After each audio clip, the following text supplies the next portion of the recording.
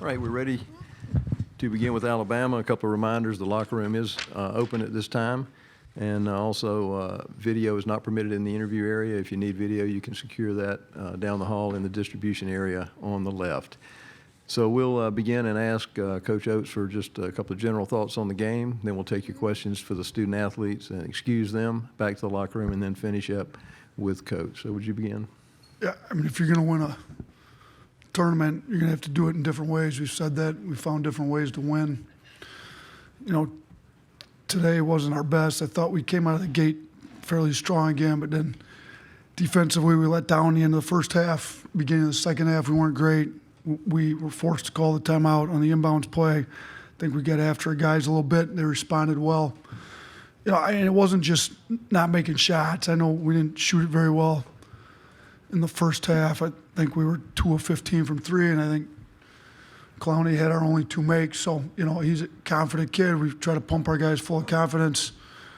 He continues to shoot, even if he's had games where he's gone through a lot of misses. Today he ends up 3 of 6, and I was happy as could be for him. You know, Mark's struggling to shoot a little bit. JQ didn't make any. We're going to pump them full of confidence. We keep telling our guys we're never passing up an open 3. So then in the second half, you know, I think we ended up 6 of 12 from 3. Helped us kind of go from a 4-point deficit up to where we took the lead. I think we're up at 13 1 point. So we out-rebounded them by 16, and they're a good team. Offensively, they do a great job. But I thought our defense at the rim, you know, they finished 13 of 27 at the rim, under 50%. We were 19 of 23 at the rim, shot 83%. So even if we're not making threes, and to be honest with you, we had way too many turnovers today, we still have other ways we can win the game. On the glass, finishing at the rim, you know, we did a decent job getting the free throw line there late. But, you know, I mean, it's a game of runs. It's a game, you know, if you're going to win 3 in a row, you got to find different ways to win it. You know, I was told Brandon now owns the freshman record for scoring. He's got 645 points, broke Colin Sexton's record. And Colin Sexton had a pretty good freshman year. He's having a great NBA career. So I want to congratulate Brandon on that. It's a big deal. I mean, he's played really well for us. We've been moving the ball well. I wasn't happy with our turnovers today, but you know, yesterday we had 21 assists. Today we had 18. So I think guys are being unselfish. The ball's moving. We're finding guys at the rim. If we could actually made a shot today, you know, we would have had mid-20 assists. So happy with the unselfish play. Got a bunch of really good kids pulling for each other. I thought some guys turned down some shots, even that I'd like for them to take. And then lastly, these SEC championship games don't come often. So, you know, last time we were up here, it was COVID year, limited amount of fans. I just encourage all the Alabama fans, all you Alabama reporters, let's try to get it out. Let's try to pack this place full of Alabama fans. It's not that far of a drive. Tipping off at noon tomorrow. Let's get as many Alabama fans as we can up here to Nashville and support us in the championship tomorrow, because these aren't easy. I mean, they're not easy to make it to. We had 2 tough games to get there, and we're going to have a really tough game, whoever we end up playing tomorrow. So, you know, I don't, you know, if people ask me who do I want to play, I don't think that's a good question, because whoever I want to, doesn't matter. It has zero effect on the game, so we're going to play whoever wins. But we haven't beat A&M since I've been here. We're 0-3 against them, lost to them our last regular season game. They're good, they're tough, they cause problems. We beat Vanderbilt twice, but they're playing their best basketball right now. They're playing really well, and you know, they say it's hard to beat a team 3 times. So either way, it's going to be a tough game, but we're looking forward to it tomorrow. All right, let's take questions for either of the student athletes. Let's start right in the middle on the front row. Brandon, this is for you. You got the 3rd foul pretty early in the second half. What adjustments did you make offensively, and how did you get yourself into a rhythm to finish the game strong? I really feel like my teammates really just built the confidence in me just to be able to take over a game. So I feel like my teammates just kept putting little words in my head just to build my confidence. Raise your hand if you have questions. Let's go to the far left on the front row. Yeah, no, I mean, the last month or so, I think you've been really frustrated on offense. Obviously, the defense has still been good, but how did it feel to kind of go out there and have a great offensive performance today like we kind of saw earlier in SEC play? I work on it a lot, so when it does fall in game, yeah, I mean, it just felt good. Raise your hand. Other questions? All right, let's go back to the left on the front row. Yeah, no for you again. A lot have been said about Kobe Brown. He didn't play last time against you guys. First team All-SEC player. You were all over him all game. I think he played 32 minutes and only had 6 points. You know, what do you kind of think that says about your defensive performance today?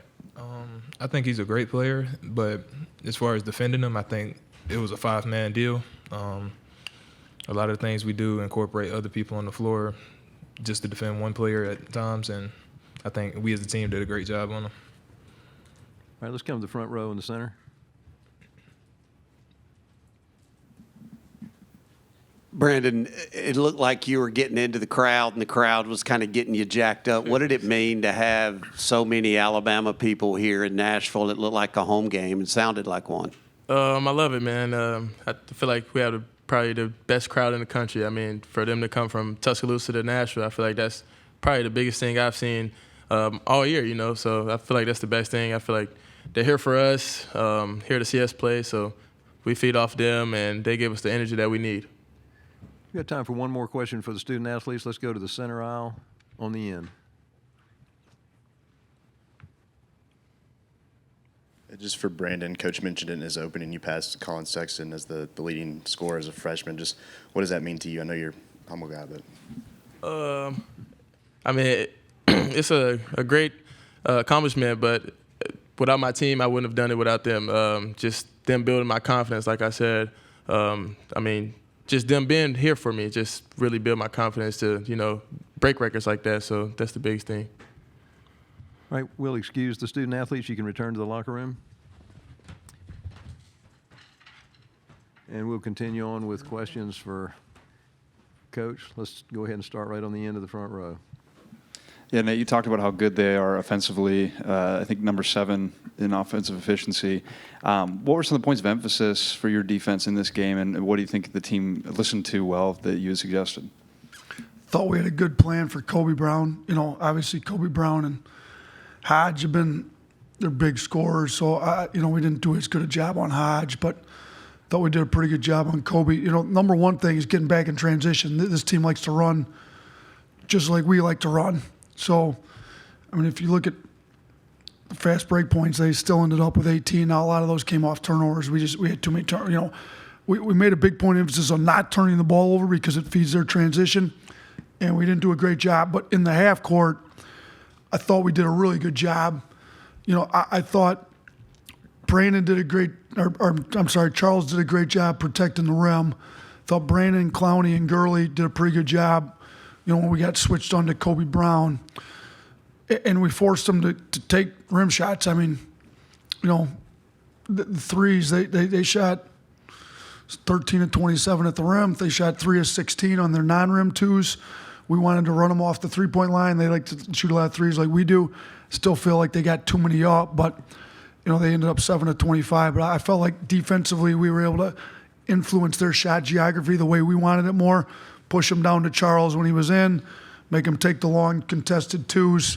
And I thought we did a pretty good job of that. So, you know, field goal percentage, defense, ours has been pretty good. It was pretty good on the game. They only shot 33% from the field, so I thought we did a good job of that. All right, let's keep the microphone right here on the front row. Go ahead. You were pretty animated today, especially in the first half, you know, stomping your feet and getting after players. It seemed like offensive execution was what you were getting after them about most. Can you just kind of take us into what you were seeing? Thought our offense was pretty bad at times early.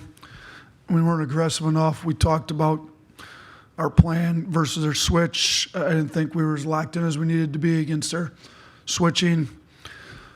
You know, and yeah, we need to play. I mean, we need to play more aggressive on offense against the switching. I thought it was too passive. You know, we'd come off, they'd switch, we'd back it up, we'd sit there and dribble for a while. It's not the way we want to play against it. So I was trying to get our guys to be way more aggressive. I thought Jaden Bradley came in and was pretty aggressive for us early. You know, I thought he helped. He gave us really good minutes.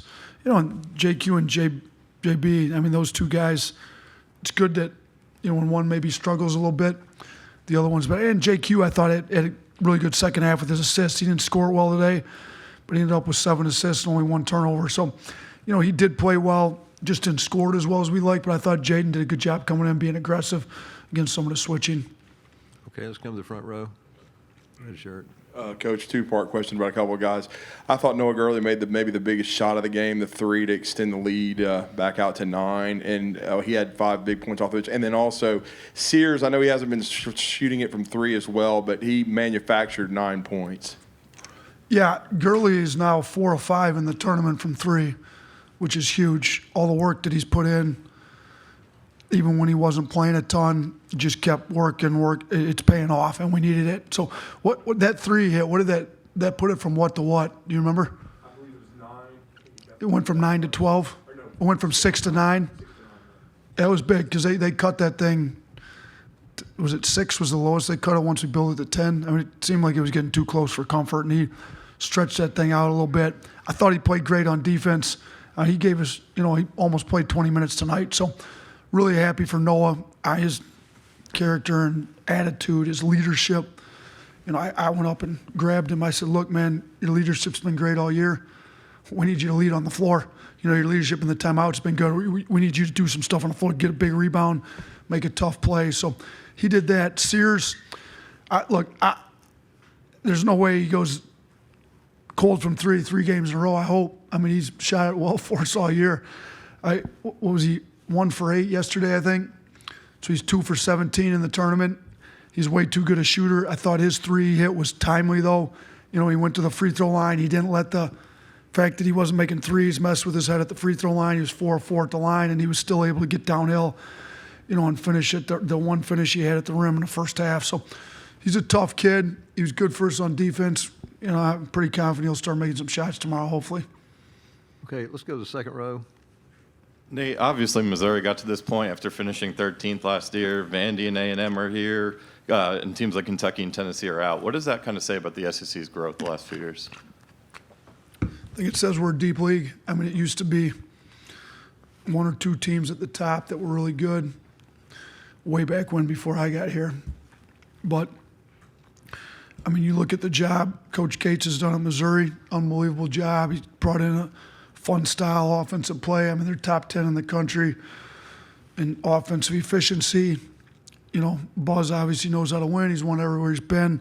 I think the caliber of the coaches that have been brought in this league, and I haven't been in this league very long, but every night out you're going against one of the best coaches in the country, it seems like. I think Stackhouse has done an unbelievable job with Vanderbilt. I mean, you go from when we beat them at our place, they turned around, strung off, I think, 5-6 straight wins. He almost got to the end of February without a loss. So for him to hold the team together, and he offensively, he's really good. I mean, his time in the NBA and the G Leagues helped him. So you look at the caliber of coaches we've got in this league. The teams are good. The athletes are great. I don't know for sure, but it seems to me like there's as many pros out of this league as there is any other league in the country. We got some of the best athletes in the country to go along with some of the best coaching. Well, you're going to have pretty good teams when that happens. So hopefully we can translate that into some NCAA tournament wins and get a few teams making some deep runs here in March. Okay, going to take 2 more questions. Let's go to second row, and then we'll finish on the first row. Nate, I understand the gun laws in Alabama allow somebody to have a gun, and on campus that you can't have a gun. But I'm just wondering do you know which of your players have guns? I mean, are they required to register them with the athletic department, or just to? Yeah, look, our players know the university policy. To my knowledge, not one of them has a gun now, but it's all the current players on our team have followed university policy with all of that stuff. So I think that answers the question. Hey, last question on the front row. Can you talk about your three-point shooting mentality? You actually missed the first 5 of the second half. You were 2 of 20.